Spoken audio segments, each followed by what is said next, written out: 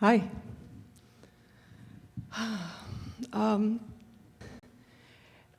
Why do I shake? And I notice I shake more when I'm around people. I really shake when I come to these events. What do you think? I think I'm resisting energy. I think there's a lot of energy moving through me, and I'm not able to allow it all.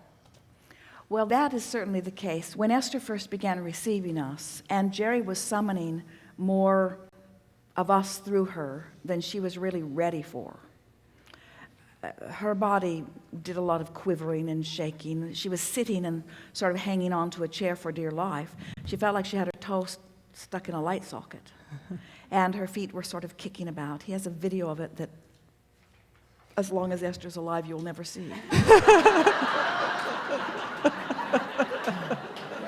Or shortly thereafter, Jerry won't be alive. And that is what that means. In other words, summoning more energy. But the reason we ask you what you think about it is because it's also what happens when you are aware of others' attention upon you and you don't trust what the outcome of their judgment would be. That feels true. And that it feels more like that than the other. In other words, you're often up to speed with your energy and you know how to do that.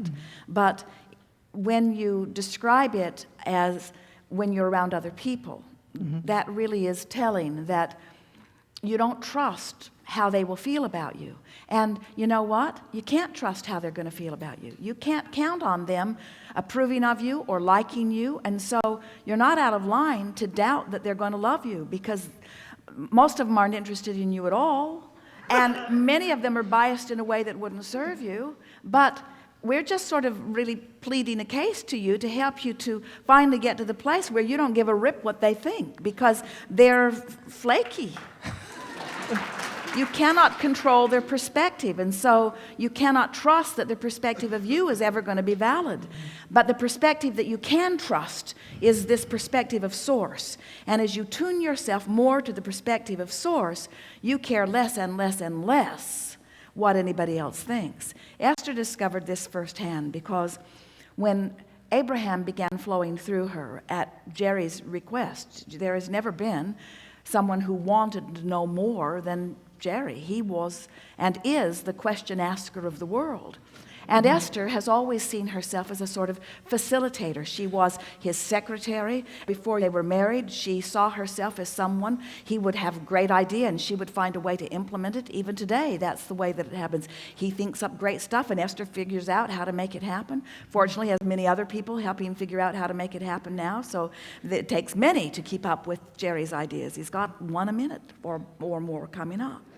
But then what Esther began to notice is that the more she facilitated, the more ideas he would come up with, until she was really busy just trying to keep up with his ideas. So then it comes around to recognizing that what you're really wanting to do is concentrate on coming into alignment with who you really are. In other words, Esther, because of Jerry's asking, actually was willing to put herself in a situation like this, which from Esther's point of view was not something that she ever thought she would do or ever wanted to do. She did not like the idea of being weird in front of people.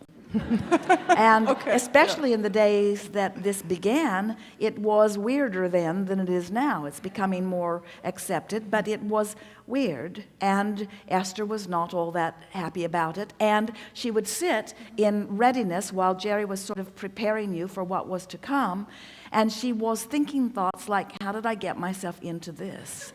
And this is another fine mess you've gotten me into. And she was sweating bullets much of the time. But the moment that she would hit the stage and relax, as she always does, clinging to the platform or to the podium and bringing herself through the process that she's learned of breathing and relaxing and allowing, almost instantaneously, she would release those thoughts of concern, and she would go into the vortex, even though those were not the words that we were offering in those days, and she would feel a calm and a clarity flow through her, and from that moment on, as Abraham flowed through her, it was a wonderful experience, and it wasn't until segment of refreshment that her nervousness would come back. But after a while, Esther began to accept that. She could go to what she was calling Abraham for that security and well-being, for that sense of well-being, and she was leaving everyone else out of the equation, you see, until in time, now she feels no nervousness whatsoever, because we have finally, over all of these years, convinced her not to give a rip what any of you think. And there is plenty that is offered through emails and through letters. There are many people who do not approve. Some of the book reviews that are written, in other words, they think this is just madness, and what in the world does Esther think she's doing? And there are those who don't believe that she's doing it at all, and those that don't like what she's doing if they do believe that she's doing what she's doing. In other words, there are endless opinions. And Esther and you, neither one of you can trust that those who are viewing you will ever be kind, because many people stand outside the vortex and beat themselves up and use you or Esther as their reason for beating themselves up. So finally, you come to the place where you just leave all of them out of the equation and you attune to who you are. And when you tune to who you are, the more acclimated to this high-flying energy you are, the less you shake and the more confident you are. So to be willing to be my weird self and not care what anyone else thinks? Just kind of shake until I don't? Yes, and you and Abraham would do well to no longer refer to it as weird, because it isn't. This is where it's at. This alignment is where it's at. This is what's normal. This is what you're reaching for. This is who you were before you were born. This is who you have become. This is your natural state of being. This is where it's at. The other is what is weird.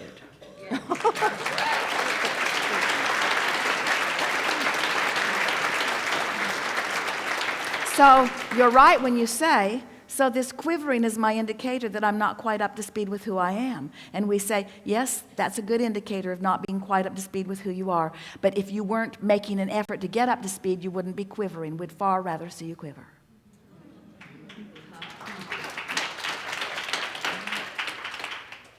I didn't catch that, but I'll just listen to the tape. Well, we'll say it again because we want you to hear it. If you had not become, and if you were not in the process of making an effort to get up to speed with it, there wouldn't be any quivering. The analogy that we offer is that if your car is going 100 miles an hour and you hit a tree, it's a bigger problem than if your car is going 5 miles an hour. But we don't want you to slow your car down. Just bang into some trees until you get this figured out. That's really what we're saying. Okay. Enough? Yes, thank you.